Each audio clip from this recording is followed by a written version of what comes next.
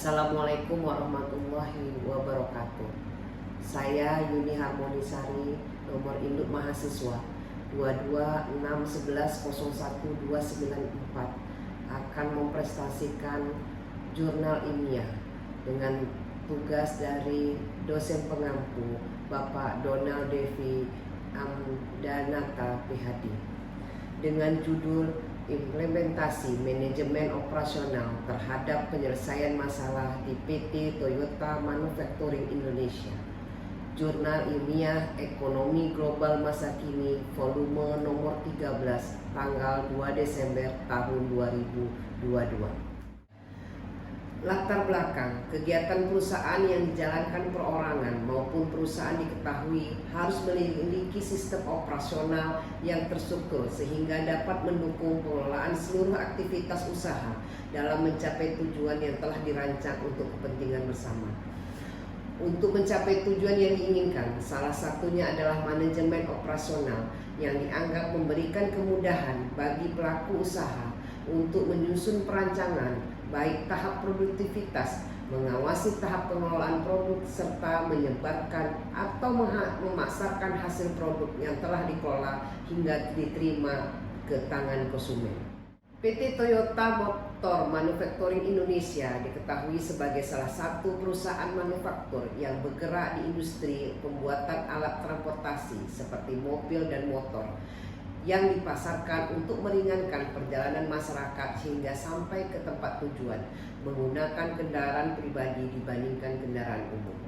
Seiring berjalannya waktu, PT Toyota Motor Manufacturing Indonesia mengalami kondisi yang mengharuskan perusahaan melakukan strategi perubahan terhadap sistem manajemen operasional, dikarenakan terkena dampak dari penyebaran virus COVID-19 yang melanda seluruh negara di dunia termasuk Indonesia.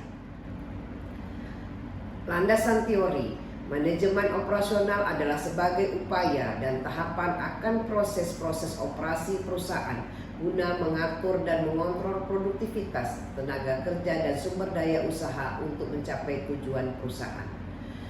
Teori project management terdiri dari satu, planning, yaitu teori project management planning yang terdiri dari tiga, yaitu planning, scheduling, dan controlling. Planning yaitu perencanaan, adanya penyusunan rencana untuk mencapai kepuasan terkait apa yang harus dilakukan sebagai solusi penyelesaian masalah yang dihadapi oleh perusahaan. Tahap ini juga dapat menjadi pengarahan fungsionalitas manajemen perusahaan agar terlaksana secara efisien dan efektif untuk waktu, biaya, dan tenaga. Scheduling adalah pengaturan waktu di setiap tahapan operasional perusahaan sehingga dapat meminimalkan biaya, tenaga, dan waktu yang dibutuhkan. Tahap ini juga dapat mengalokasikan lingkup kegiatan, berbagai macam fasilitas, serta kebutuhan tenaga kerja yang dikontribusikan pada produktivitas perusahaan.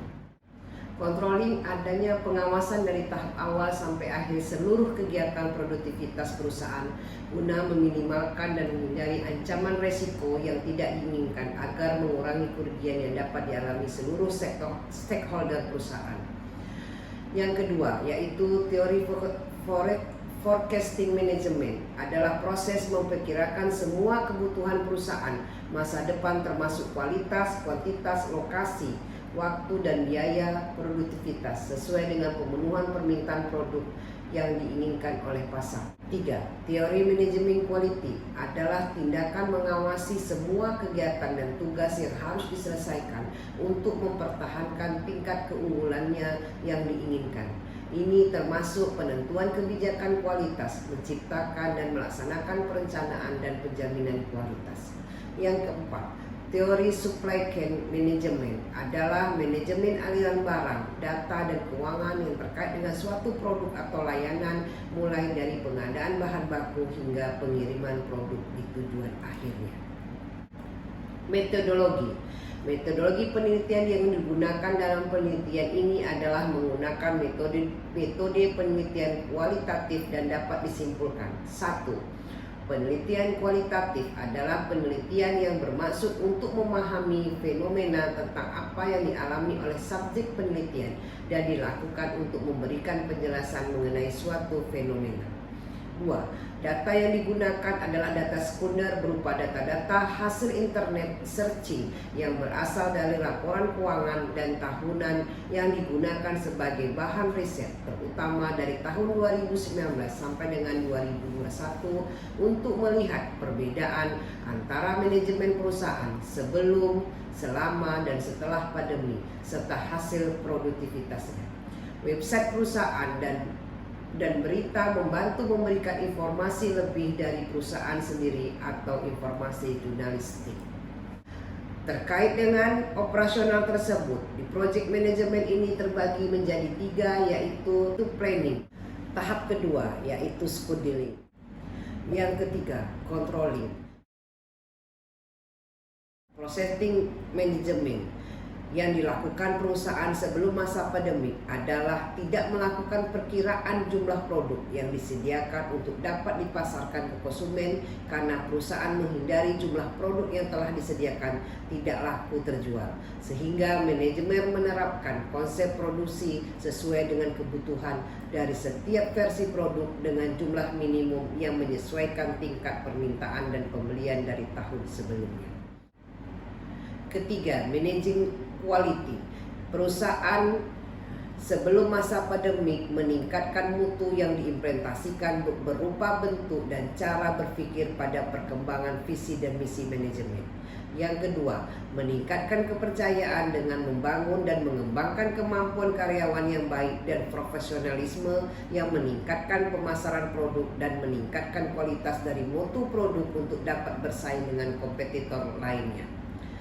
Sedangkan pada masa pandemi, perusahaan melaksanakan 3 tahapan. Yang pertama adalah perusahaan selama pandemi tidak mengalami perubahan yang signifikan dikarenakan perusahaan tetap menstabilkan manajemen mutu dengan meningkatkan mutu dengan karyawan melalui penerapan protokol kesehatan agar konsumen yang datang ke outlet atau membeli produk dapat lebih yakin bahwa perusahaan telah memiliki sikap yang berhati-hati dengan kondisi masa pandemi. Yang keempat, supply chain. Sebelum masa pandemi, perusahaan memiliki distrukturisasi menjadi satu perusahaan lainnya yang dikenal dengan nama PT Toyota Astra Motor dan melakukan pendistribusian seluruh hasil produk agar dapat digunakan secara merata oleh masyarakat Indonesia, baik di kota kecil hingga kota besar. Masalah yang dihadapi oleh perusahaan. Strategi dan penyelesaian masalah dari perusahaan PT Toyota. Yang pertama adalah project management sebelum masa pandemi, terdapat 4 tahapan. Kedua, forecasting management sebelum masa pandemi, adanya peramalan melalui inovasi produk terbaru yang berbeda dari pesaingnya. Managing quality sebelum masa pandemi, terdapat 3 tahapan. Yang keempat, supply chain. Adapun kekuatan yang dimiliki oleh PT Toyota Motor Manufacturing Indonesia. Adapun kelemahan yang dimiliki oleh PT Toyota Motor Manufacturing Indonesia. Kesimpulan yang dapat diambil dari hasil review ini yaitu pertama, kegiatan operasional dilihat dari perspektif teori project management, forecasting management, manajemen quality, dan supply chain management terbilang masih menstabilkan keaktifan produktivitas hingga tetap mempertahankan produk merek Toyota di tengah pasar konsumen.